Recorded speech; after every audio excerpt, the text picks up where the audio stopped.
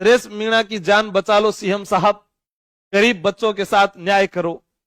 ये राजस्थान है और इस राजस्थान में आपने देखा कि उदयपुर के अंदर एक हत्याकांड हुआ, तब बात आ गई हिंदू और मुसलमान की, और वहां पर कितने रुपए दिए गए, कितने नौकरी के आश्वासन दिए गए और कितनी बड़ी बात हुई। वो पूरे देश ने उसको देखा, पूरा देश देख रहा है उस बात को। लेकिन यहां पर बात आई, इस अखबार को आप पढ़ेंगे, अफसोस है बच्चे अपने खिलौने तक का ख्याल रखते हैं, हम स्कूल में उनका ध्यान तक नहीं रख पाए। इसमें किसी की गलती नहीं है।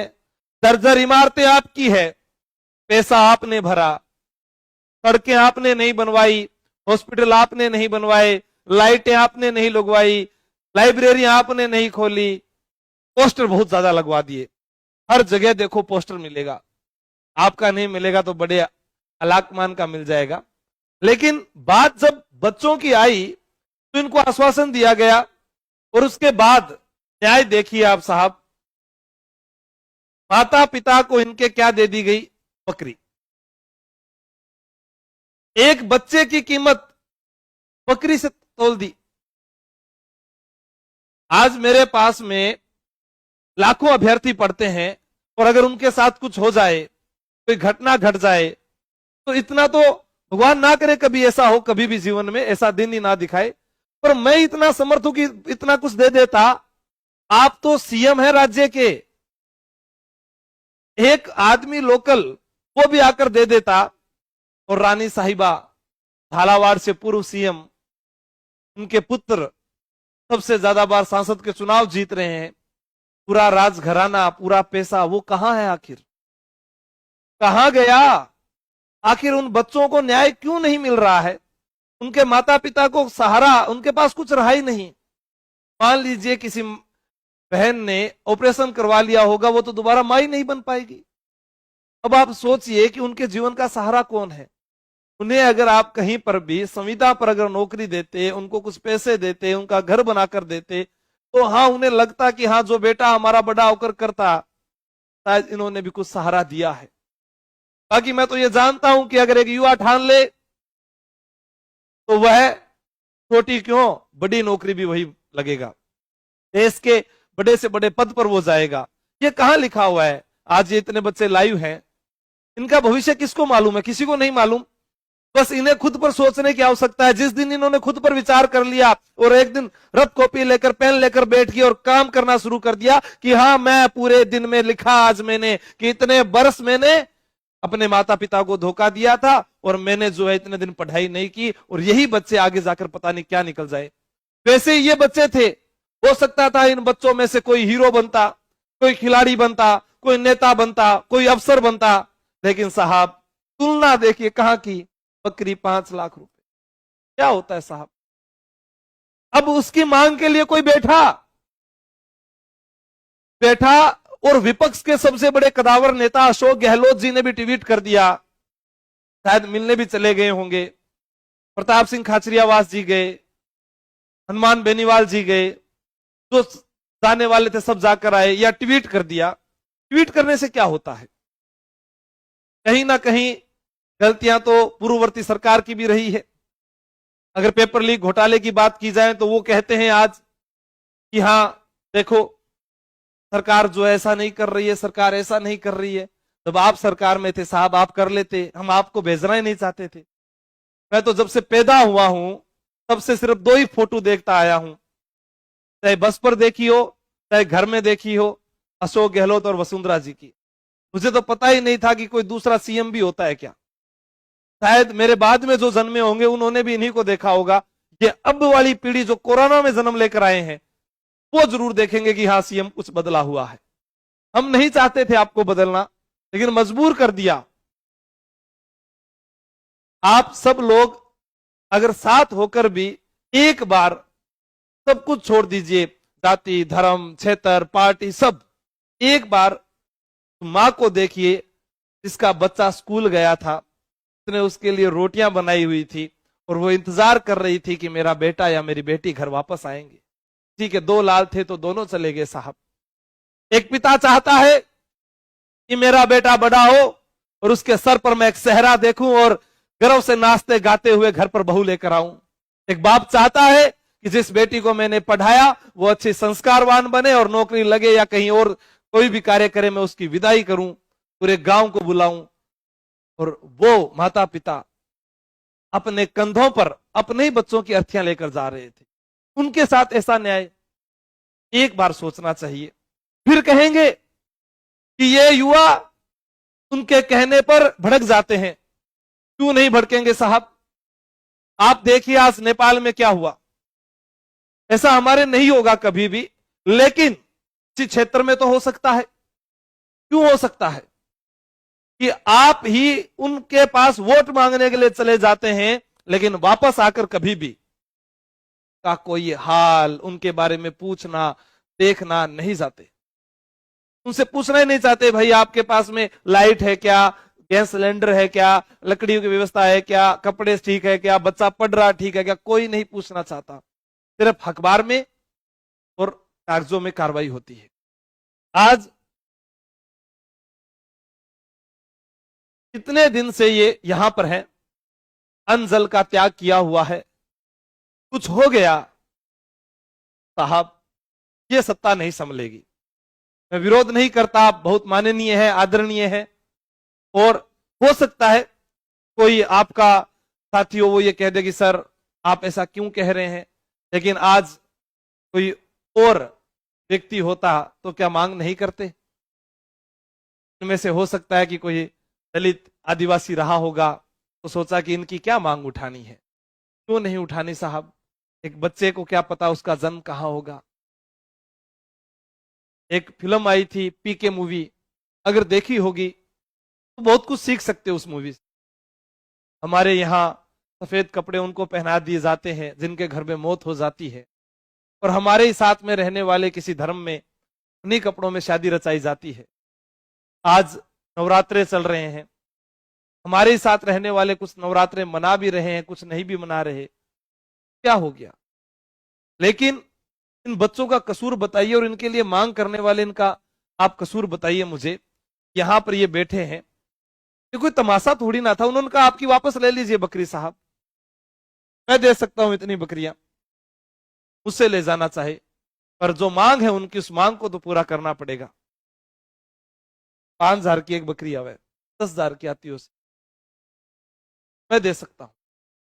अगर कोई कहे सरकार का आदमी आकर के हाँ लो आप देकर दिखाओ, मैं दे दूंगा, लेकिन बात आपसे है, आप हो वहां पर, वरना मजबूर ना करें आप कि आप देखेंगे कि एक फिल्म थी नायक अनिल कपूर की, हल्के में ले लिया किसी युवा साथी को और कह दिया अमरीश पुरी ने कि आप एक दिन मेरी जगह संभाल कर तो देखिए। उसने पूरे भ्रष्टाचार को खत्म कर दिया था और बाद में सब उसके दुश्मन बन गए थे। ऐसा हो सकता है, यहीं पर कोई अलग से नहीं आएगा, यहीं पर आज का अर्जुन जन्म चुका है, यही है वो सब योद्धा, यही है वो कृष्ण, सब यहीं पर है, लेकिन उनको पहचानो तो सही। पूरा दक्षिणी राजस्थान ही नहीं, पूर्वी राजस्थान भी भाई साहब के साथ में है, और मैं तो कहूं पूरे राजस्थान को होना चाहिए, पक्ष विपक्ष को होना चाहिए। ये बात वो अपने घर के लिए करते ना तो हम ये कहते नहीं नहीं यार उनका खुद का एक लालच है। मैं घर वाले बोलते हैं यार नवरात्रा कर लो, मेरे से आज तक अपने जीवन में एक दिन भूखा नहीं रहा गया, एक दिन। कोशिश करके देखी होगी तो कभी रह गया होगा लास्ट टाइम, कच्ची रोटी मिल जाए वो खाने को तैयार हूं, लेकिन 10-10 दिनों से कोई आदमी दूसरे के लिए, उसको हम कहें कि नहीं राजनीति चमक, हम कहेंगे, हमारे में से कई कमेंट भी कर देंगे कि हां देखो राजनीति चमका रहा है। साहब एक बार उसके बराबर भूखा बैठकर ये बात कहो ना तो मुझे अच्छी लगेगी। आप अपना पेट भरो और फिर जाकर कहो कि राजनीति चमका रहा है, यह कैसे हो सकता है? आज कोई कहे कि नहीं आपको बात आती है कि आपके पास इतने विद्यार्थी जुड़े हैं तब आपको बात आती है। मैं कहता हूं बहुतों को मेरे से भी ज्यादा जुड़े होंगे, उनको बात क्यों नहीं आई, उनको दया क्यों नहीं आई? जो मुद्दे समाज में बोलने के लिए हैं उन पर बोलना पड़ेगा, यह प्रत्येक शिक्षक का एक धर्म है। अगर वो नहीं बोलेगा तो फिर कौन बोलेगा? वो नहीं उनको सही दिशा देगा तो कौन देगा? बच्चे हैं, बहुत सारे बच्चे हैं, आज मेरे कुछ साथी पढ़ने वाले हैं, वो भटकाव में रह जाते हैं, किसी ना किसी कारण में गलत दिशा में चले जाते हैं। मैं कोशिश करता हूं हमेशा कि हाँ, इनको सुधारा जाए। ये गलत हो गए, चंचल होंगे यार, उम्र है इनकी, गलतियां इनसे हो सकती है, पर छोटे बच्चों का क्या कसूर था, उनकी क्या गलती थी?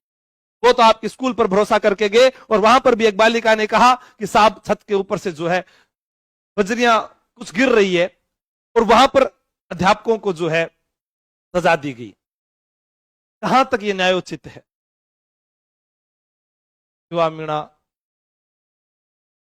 हेरुस्तार जी बोल रहे हैं मोदी जी को कॉल करो, मेरी इतनी औकात नहीं कि मैं मोदी जी को। मुझे बहुत साथी है, वो कई बार कहते हैं कि साहब आप हमारी मांग उठाओ, आप ये कर दो। मैं कई बार सोचता हूं आप तो अपनी जगह सही कहते हो, लेकिन मेरे पास में वो, आपको लगता होगा मेरी कोई बात नहीं मानने वाला, मैं आपको आज भी कह, क्योंकि मेरे पास में सत्ता नहीं।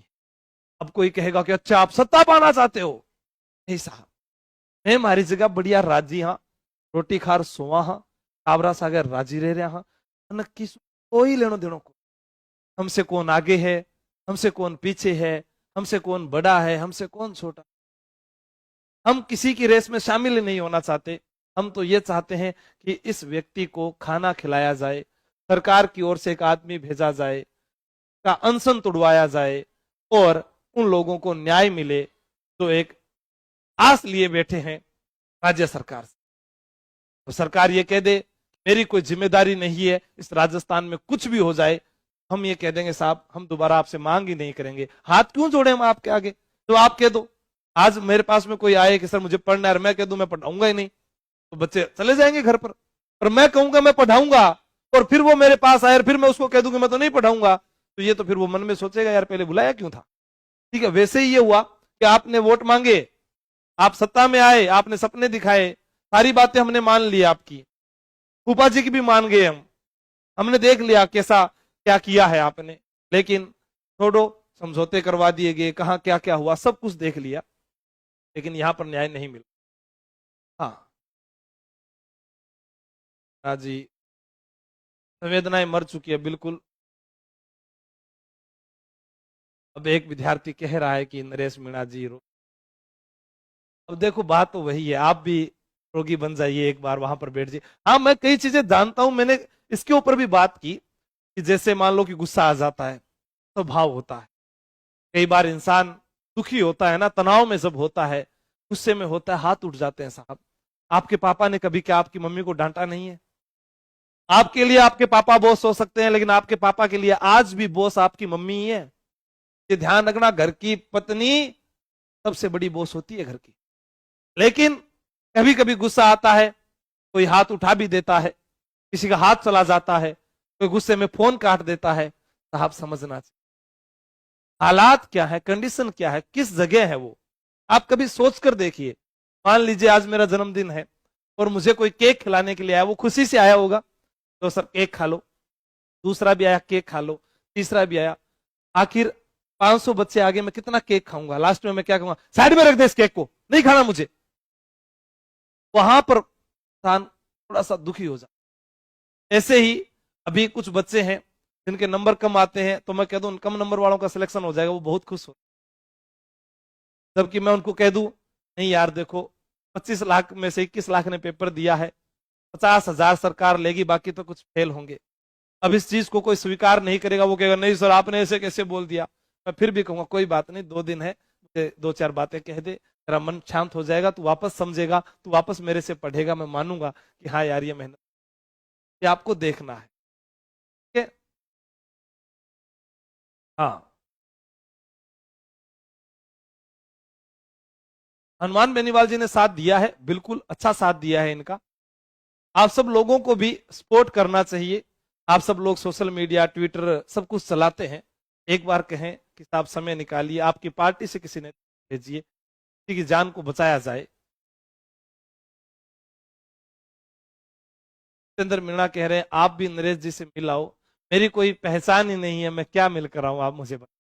मैं तो चला जाऊंगा, मेरे कहने पर अगर वो अनशन तोड़ दे तो भी चला जाऊं, आप किसी भी उनके साथी को फोन करके बुला दीजिए। हाँ, आप आंसू सर आपने कह दिया तो अभी अनशन तोड़ देंगे, अभी चला जाऊंगा। पैदल चला जाऊंगा यहां से एसएमएस तक, कोई ज्यादा दूर नहीं है, ठीक है। लेकिन मेरी बात नहीं मानेंगे ना, वो बात तब मानेंगे जब उनको न्याय मिलेगा। बात है न्याय की, बात ये नहीं है वो तैयार है, लेकिन उनको कुछ मिले तो सही। वो अपने लिए कर रहे हैं क्या? वो अपने बच्चों के लिए कर रहे हैं यार, के लिए नहीं करेंगे तो किसके लिए करेंगे?